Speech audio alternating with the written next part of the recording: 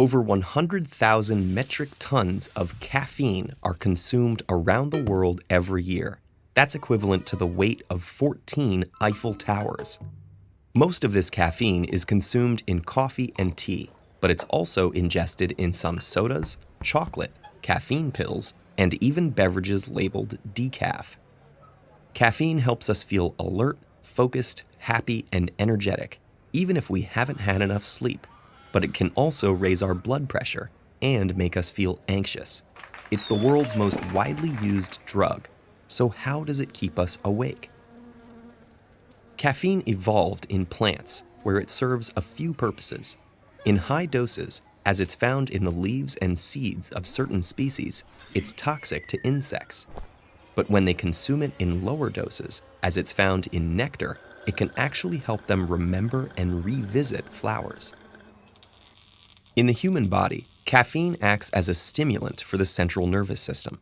It keeps us awake by blocking one of the body's key sleep-inducing molecules, a substance called adenosine. Your body needs a constant supply of energy, which it gets by breaking down a high-energy molecule called ATP. In the process, it liberates adenosine, ATP's chemical backbone. Neurons in your brain have receptors perfectly tailored to this molecule. When adenosine docks to these receptors, it activates a cascade of biochemical reactions that cause neurons to fire more sluggishly and slow the release of important brain signaling molecules. In other words, you get sleepy. Caffeine is what's called an adenosine receptor antagonist.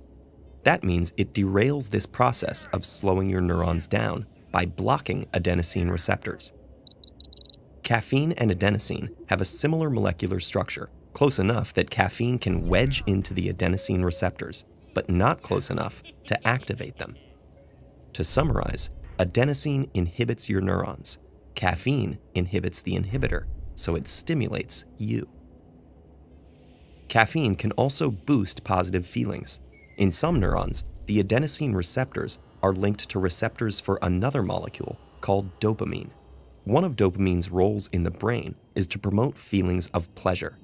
When adenosine docks in one of these paired receptors, that can make it harder for dopamine to fit in its own spot, interrupting its mood-lifting work.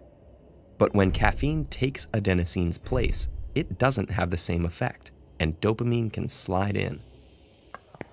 There's evidence that caffeine's effects on adenosine and dopamine receptors can have long-term benefits too, reducing the risk of diseases like Parkinson's, Alzheimer's, and some types of cancer. Caffeine can also ramp up the body's ability to burn fat. In fact, some sports organizations think that caffeine gives athletes an unfair advantage and have placed limits on its consumption.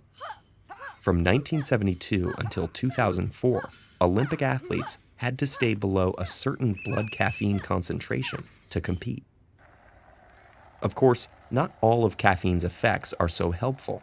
It might make you feel better and more alert, but it can also raise your heart rate and blood pressure, cause increased urination or diarrhea, and contribute to insomnia and anxiety.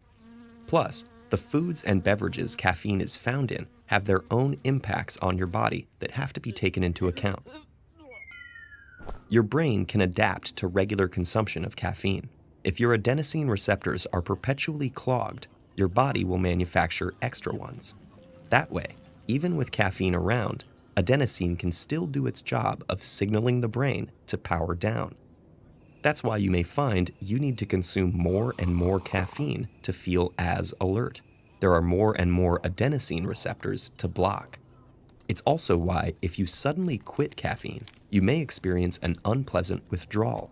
With plenty of receptors and no competition, adenosine can work overtime, causing symptoms like headaches, tiredness, and depressed moods. But in a few days, the extra adenosine receptors will disappear. Your body will readjust, and you'll feel just as alert as ever, even without an infusion of the world's most popular stimulant.